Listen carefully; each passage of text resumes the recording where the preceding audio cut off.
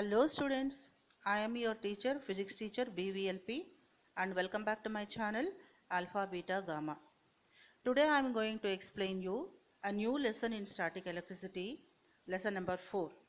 In lesson 3, we have discussed force between two electric charges, Coulomb's force, in vacuum and in any other medium, and also intensity of electric field and the relation between electric field and electric flux.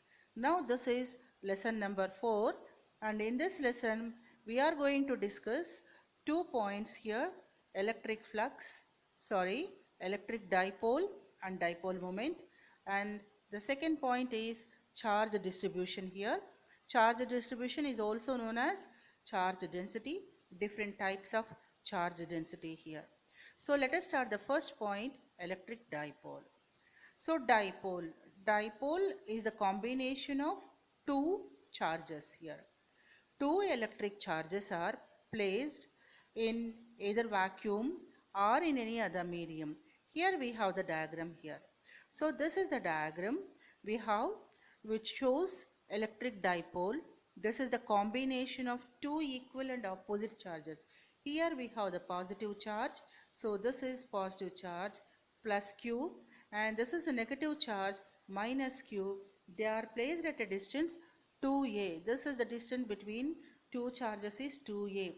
Why it is 2a instead of taking r? That we have to discuss here. When you place two charges in vacuum or in any medium, equal and opposite charges, this is the combination of equal and opposite, then this is called a dipole, and this dipole has the length, distance between the two charges, and it has the center also. This is the center O of the dipole, electric dipole. So each charge, either minus or a plus, either negative charge or positive charge, is at equal distance from the center.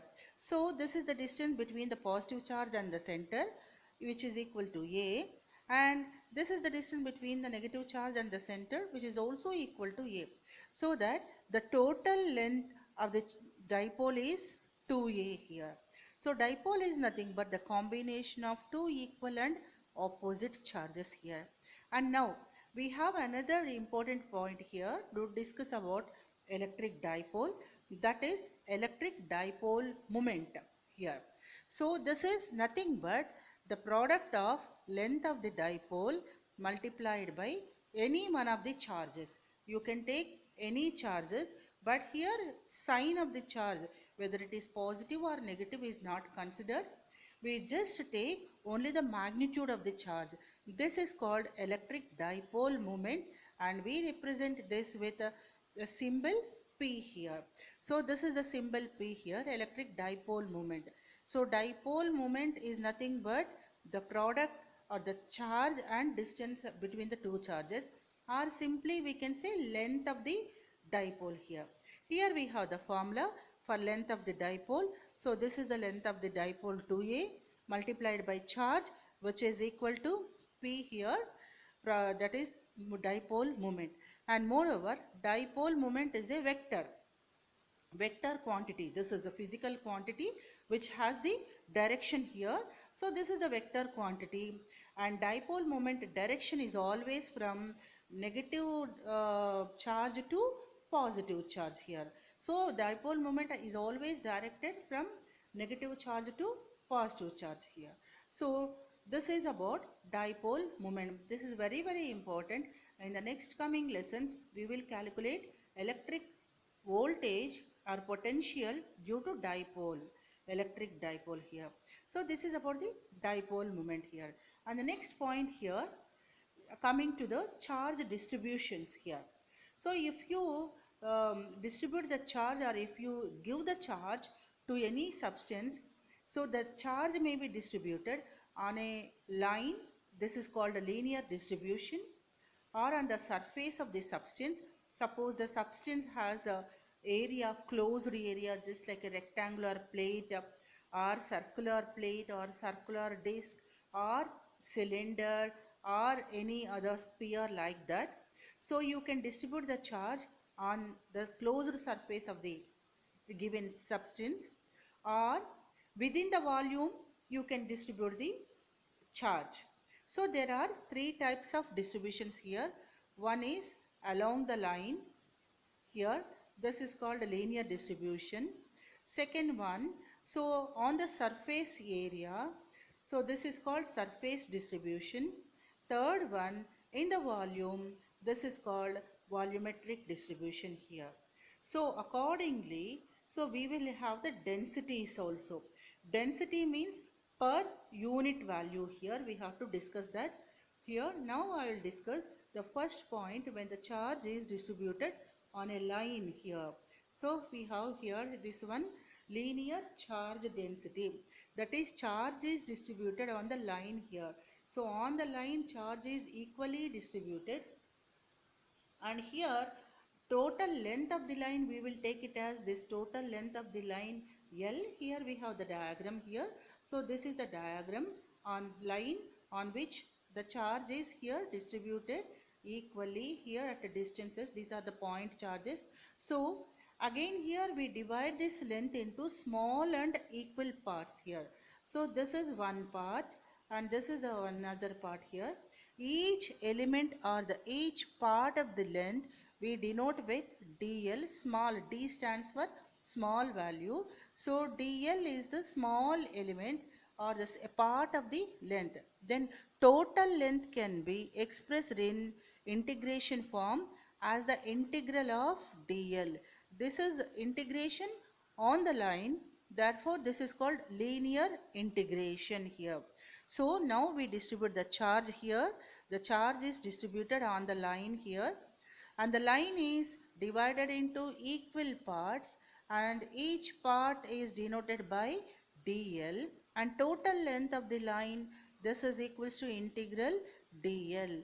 Then what is linear charge density? Linear charge density is nothing but total charge distributed on the line divided by total length of the line here. So that's what we have the formula here. Linear charge density equals to total charge divided by total length, and the symbol is lambda here. Linear charge density is denoted by lambda, and linear charge density equals to Q divided by L. But here as I said, L equals to integral of dl, then I substituted integral of dl instead of L here.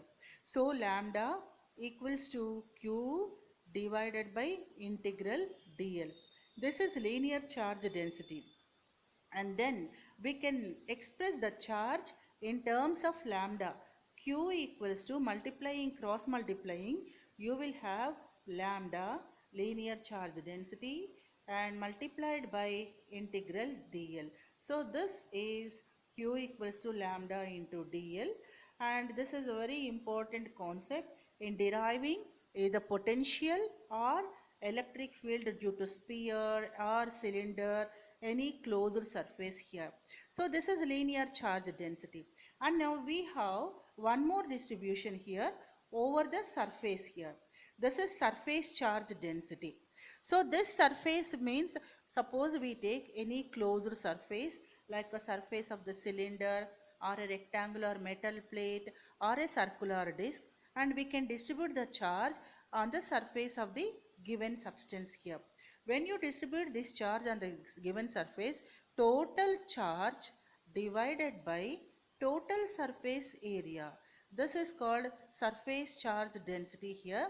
Here we have divided the total charge into, total area into number of equal elements here. Suppose if you take this area, and this area is divided into number of equal parts, and each part equals to ds. Each surface of the part equals to ds here. So then when it is divided into small parts, then total area can be written as the integral. This is called surface integral. Surface integral of the surface area of the small part here. Surface integral of ds here we have. So we have the diagram here. Here we have the diagram here. This is the closed surface here, and this closed surface is divided into small equal parts. This is an example only, and each part has a surface area. This is the small surface area, and so here also this is the small surface area, and each surface area is denoted by ds. Then total surface area equals to integral. This is surface integral. So surface integral can be written as like this, surface integral of ds, or you can use double integration of ds here. So this is the surface distribution of the charge here, and surface charge density is total charge divided by total surface area. So q divided by total surface area is this one, and the sigma is the symbol of charge density over the surface. Surface charge density is denoted by this formula, sigma equals to q divided by a, and instead of a I have taken integral, surface integral, double integration of ds, or you can write like this here, in surface integral of closed surface integral of ds here. So this is surface integral of ds here, and we can write charge in terms of surface charge density sigma multiplied by surface integral of ds, just cross multiplying these two here. This is about the charge distribution over the surface. Now we have one more also here, charge distribution within the volume here. So if you take the volume of a sphere or a cylinder, so this is the sphere, or we can take the cylinder also, like this, or the sphere like this, and we divide this sphere into a combination of small equal spheres like this, and the volume of the cylinder is also considered as a combination of small and equal parts here. So we have the diagram also here. So this diagram, this is the diagram here, this is the sphere, and this sphere is divided into small equal parts. Each part has the volume dV here. Then total volume of the given substance, whether it is a sphere or cylinder, V equals to volume integral. I use triple integration, volume integral of V, or we can write a closed volume integral of dV, or we can write volume integral of dV like this here. So total volume is considered as the integration over the volume. This is called the charge distribution over the volume here. And charge density over the volume charge density, total charge divided by total volume. So as the total volume is represented in terms of integration, volume integration of dV. This is charge density over the volume. This is also called volume charge density. So we have three types of charge densities. One is linear, lambda equals to q by L, or lambda equals to q divided by line integral of dl. This is the first point. And second density or second distribution is we denote with a sigma. Charge density on the surface charge density, q divided by surface integral of ds. And the third one is volume charge density. This is called rho. This symbol is called rho, or simply we can write like this. This symbol is rho, and this equals to charge divided by volume integral of dV here. So this is about the charge density. So students, in this lesson we have discussed electric dipole, dipole moment, charge densities here. In the next lesson we will discuss electric potential, potential difference, and we will derive very important equation for the potential due to a point charge. So till then we will take leave, and thank you for watching my video.